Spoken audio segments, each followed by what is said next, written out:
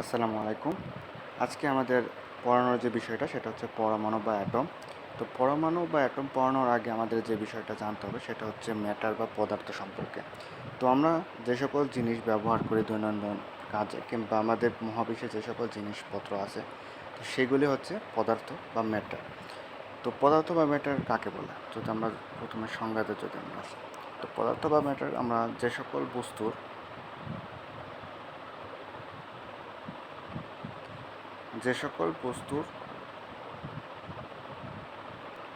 দৈর্ঘ্য যে সকল বস্তুর দৈর্ঘ্য, প্রস্থ এবং উচ্চতা আছে,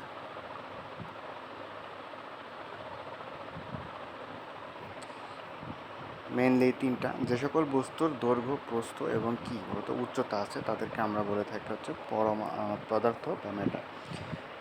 সো বিজ্ঞানীরা যখন প্রথমে কোনো একটা বস্তুকে আইডেন্টিফাই করলো এবং তারা চিন্তা ভাবনা করলো যে এই পদার্থটা আসলে মূলত কী দিয়ে গঠিত, তো তারা বিভিন্ন পরীক্ষা নিরীক্ষার মাধ্যমে তারা বুঝতে পারে যে পদার্থ মেইনলি দুটা জিনিস নিয়ে গঠিত। পদার্থ মেইনলি দুটা জিনিস নিয়ে গঠিত, সেটা হচ্ছে একটা হচ্ছে অণু এবং অপরটা হচ্ছে পরমাণু। তো আমাদের যে আজকের বিষয় সেটা হচ্ছে আমাদের হচ্ছে পরমাণু জিনিসটা। সো পরমাণু জিনিস কি সেগুলো আমরা শিখবো এবং অণু এটা সম্পর্কে আমরা ধারণা নেওয়ার চেষ্টা করব। তো তার আগে আমাদের একটু হিস্টোরি জানতে হবে। তো হিস্টোরিটা হচ্ছে খুব শর্টকাটে আমি যদি একটু বলি, হিস্টোরিটা হচ্ছে প্রথমে আমাদের যখন বিজ্ঞানীরা বিভিন্ন পরীক্ষা নিরীক্ষা শুরু করে, তো প্রথমে আমাদের এই অণু জিনিসটা তারা আইডেন্টিফাই করে যে কোনো পদার্থের ক্ষুদ্রতম মৌলিক কণিকা হচ্ছে অণু। কিন্তু পরমাণু যে তত্ত্বটা দেয় সেটা হচ্ছে বিজ্ঞানী ডাল্টন প্রমাণ করে যে না, আমরা অণুকে চাইলেও ভাঙতে পারি এবং অণুকে ভেঙে ভেঙে যে অতীব ক্ষুদ্র যে কণিকা পাওয়া যায় সেটাকে আমরা বলে থাকি হচ্ছে কি বলতো পরমাণু। তো স্বাভাবিকভাবে আমরা যে ইতিহাস যেটা শিখলাম সেটা থেকে আমরা ধারণা করতে পারি যে অণু জিনিসটা হচ্ছে আমার পরমাণুর তুলনায় কি বলতো বড়। অণু জিনিসটা হচ্ছে পরমাণুর তুলনায় বড় হয়ে থাকে। তো চলো আমরা এখন অণু এবং পরমাণুর সংজ্ঞা এবং উদাহরণ সম্পর্কে একটু জানার চেষ্টা করি।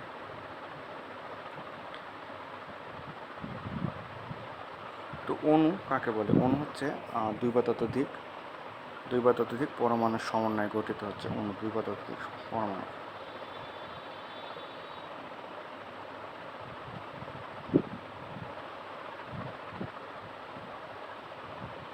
দুই বা ততোধিক পরমাণুর সমন্বয়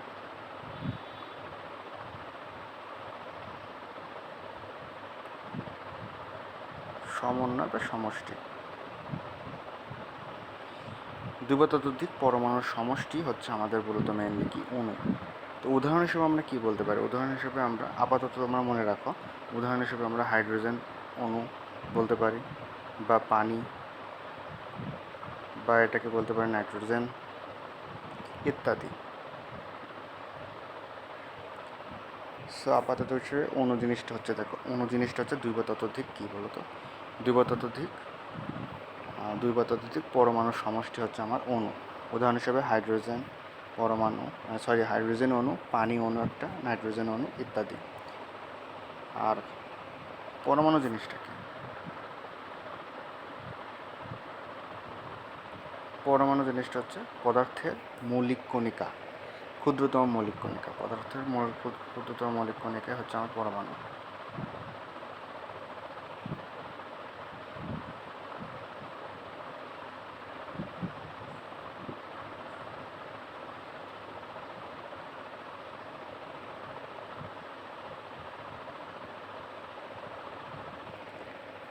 পদার্থের ক্ষুদ্রতম মৌলিক কণিকা হচ্ছে আমার বলতো কি পরমাণু। তো উদাহরণ হিসেবে আমরা কি বলতে পারি? উদাহরণ হিসেবে এই হাইড্রোজেন যেহেতু এখানে দুটো আছে, এখান থেকে একটা কমায় দিলেই হয়ে যাচ্ছে আমার হচ্ছে পরমাণু। তার মানে উদাহরণ হিসেবে আমার হাইড্রোজেন, তারপরে নাইট্রোজেন, অক্সিজেন ইত্যাদি হতে পারে।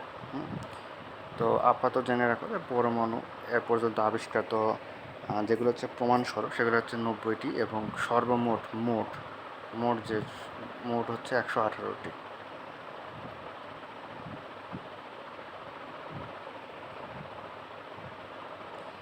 মোট 118টি পরমাণু আমাদের পৃথিবীতে আছে আর কি। তো এখন চলো আমরা পরমাণুর বিভিন্ন গঠন, তো এখন বুঝতে হবে যে বিজ্ঞানীরা যখন আবিষ্কার করলো অণুটা, তখন তারা তো যখন অণুটা আবিষ্কার করলো, অণুটা কী দিয়ে গঠিত, অণুটা হচ্ছে অবশ্যই পরমাণু দিয়ে গঠিত। তো তখন স্বাভাবিকভাবে প্রশ্ন আসে যে পরমাণুটা কী দিয়ে গঠিত। তো যখন আমরা এখন সেটা জানার চেষ্টা করি, তো পরমাণু যে জিনিস দিয়ে গঠিত সেটাকে আমরা বলি মৌলিক কণিকা। পরমাণু যা দিয়ে গঠিত,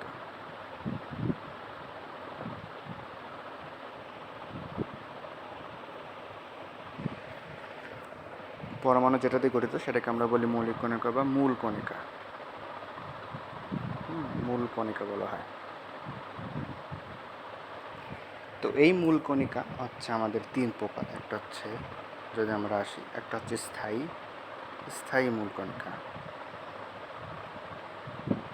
একটা হচ্ছে অস্থায়ী মূল কণিকা,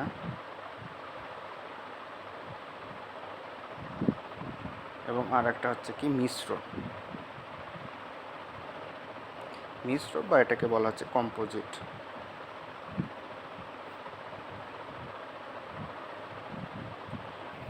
মূল কণিকা। তো স্থায়ী মূল কণিকা যেগুলো আছে, আমরা উদাহরণ এখানে জানার একটু চেষ্টা করব। স্থায়ী মূল কণিকা আসলে জিনিসটা, স্থায়ী মূল কণিকা হচ্ছে যারা হচ্ছে স্বাভাবিকভাবে একটু সক্রিয় হয়ে থাকে। অস্থায়ী মূল কণিকা আছে তারা খুব একটা সক্রিয় হয় না। আর মিশ্র বা কম্পোজিট কণিকাগুলো হচ্ছে তারা কিছু কিছু হচ্ছে সক্রিয় হয়, আবার কিছু কিছু হচ্ছে নিষ্ক্রিয় হয়ে থাকে। তো স্থায়ী মূল কণিকা হচ্ছে আমাদের 3টা। একটা হচ্ছে ইলেকট্রনকে আমরা ইলেকট্রন ই নেগেটিভ দিয়ে প্রকাশ করতে পারো। ইলেকট্রন, প্রোটনকে পি দ্বারা প্রকাশ করে, এবং আরেকটা হচ্ছে নিউট্রন। তো এগুলোতে আমি আরেকবার যাব, ইলেকট্রন, প্রোটন, নিউট্রন আমরা আবার যাব। তো আপাতত উদাহরণগুলো একটু মনে রাখি। Electron, proton, neutron. তুমি চাইলে প্রোটনে পজিটিভ চার্জও লিখতে পারো, সমস্যা নেই। তো এইগুলো চার্জ নিয়ে এর সংজ্ঞা নিয়ে বিভিন্ন জিনিস নিয়ে আমরা পরবর্তীতে আলোচনা করব। তো অস্থায়ী যে মূল কণিকা আছে সেগুলো কি, এবং কম্পোজিট কণিকাগুলো কি। তো মনে রাখার উপায় তোমরা দুটো রাখবো, স্থায়ী এবং মিশ্র, এই দুটো মনে রাখার চেষ্টা করো। মিশ্র জিনিসটা হচ্ছে আলফা কণা, আর একটা হচ্ছে কি ডিউটেরন।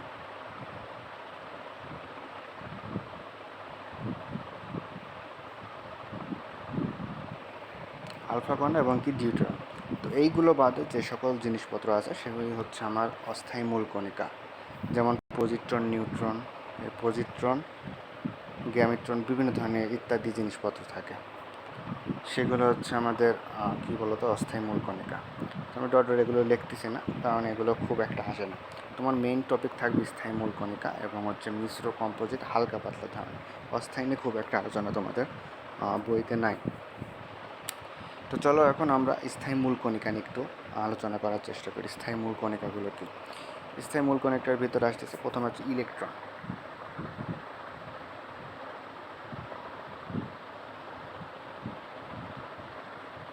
স্থায়ী যে মূল কণিকা আছে তার প্রথম যে এলিমেন্ট সেটা হচ্ছে ইলেকট্রন। আর আচ্ছা, এই ইলেকট্রন, প্রোটন জিনিসগুলো আগে একটু তোমরা বোঝার চেষ্টা করো, তারপরে আমরা সেগুলো নিয়ে আলোচনা করব।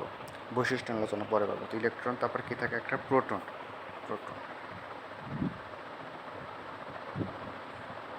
ইলেকট্রন, প্রোটন, আর একটা কী বলতো, আর একটা হচ্ছে নিউট্রন।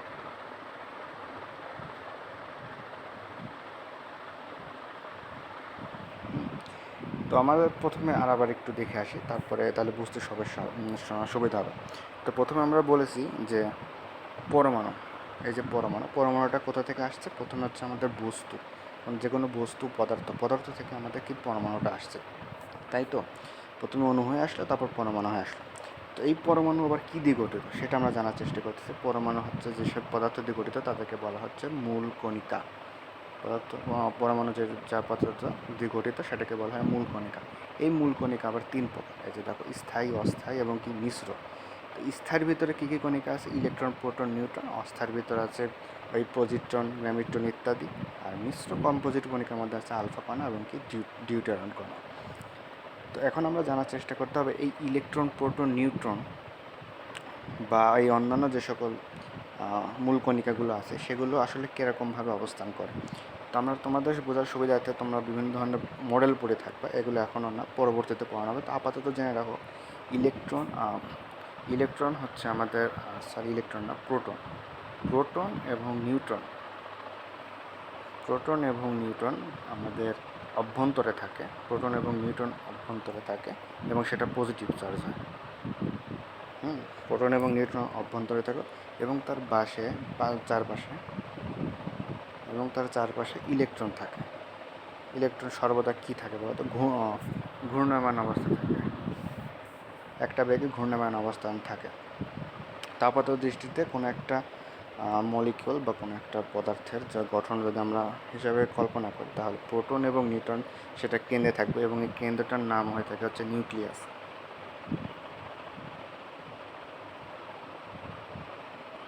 এই কেন্দ্রটার নাম আবার কি বলতো? নিউক্লিয়াস। কেন্দ্রটার নাম নিউক্লিয়াস এবং এই নিউক্লিয়াসের চারপাশে একটা ইলেকট্রনের ঘনত্ব বা ইলেকট্রনের মেঘ অবস্থান করে। সেখানে ইলেকট্রনগুলো আমাদের হচ্ছে ঘূর্ণায়মান অবস্থা থাকে। তো এগুলো নিয়ে আমরা পরবর্তীতে বহু আলোচনা করব। আপাতত তোমরা একটু সরলভাবে এই জ্ঞানটা নিয়ে থাকো। এরপর আমরা যে জিনিসটা জানতে চাচ্ছি, ইলেকট্রন জিনিসটা কি? ইলেকট্রন জিনিসটা হচ্ছে এটাই যে নিউক্লিয়াসের চারপাশে একটা মেঘের ঘনত্ব থাকে, সেটাকে আমরা বলি কি? ইলেকট্রন। এবং ইলেকট্রনের চার্জ যেটা, সেটা হচ্ছে নেগেটিভ চার্জ হয়। চার্জটা হচ্ছে কী বলতো? নেগেটিভ চার্জ হয়। অপরদিকে প্রোটনের চার্জটা হচ্ছে পজিটিভ। মনে রাখার উপর পিতে প্রোটন, পিতে পজিটিভ, তার মানে প্রোটনের চার্জটা কত? পজিটিভ। আর নিউট্রন নিউট্রাল, মানে এর কোনো চার্জ নেই, নো চার্জ। ওকে,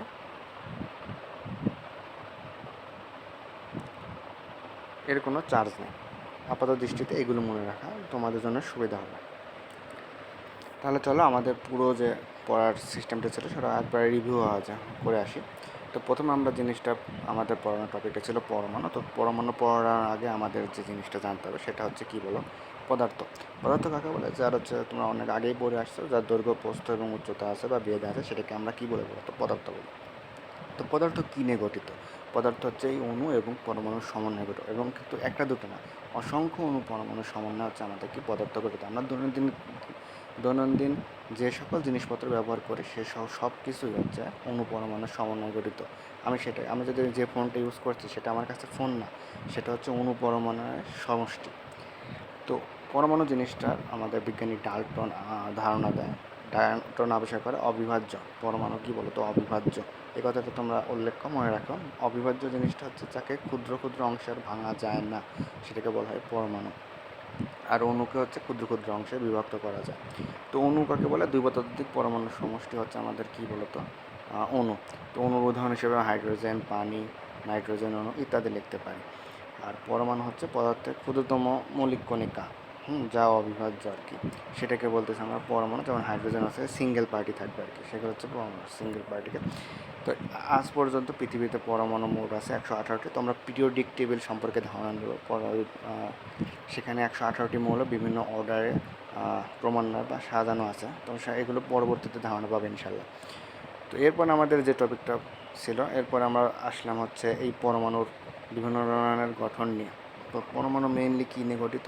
পরমাণু হচ্ছে মূল কণিকা। পরমাণু যা দিয়ে গঠিত হয় ক্ষুদ্র ক্ষুদ্র পার্ট, এগুলো হচ্ছে মাইক্রোস্কোপের মাধ্যমে দেখা হয়ে থাকে বা মাইক্রোস্কোপের মাধ্যমে তারা বিজ্ঞানী এটা প্রমাণ করছে। মূল কণিকার মাধ্যমে গঠিত হচ্ছে আমার পরমাণু।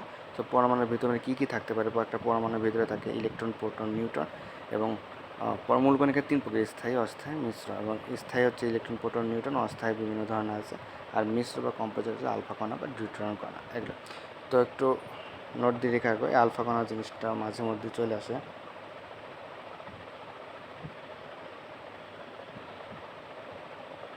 আলফা কণা তো তোমরা একটু লিখে রাখো। আলফা কণা হচ্ছে দ্বিধনাত্মক হিলিয়াম নিউক্লিয়াসকে বলা হয় আমাদের আলফা কণা।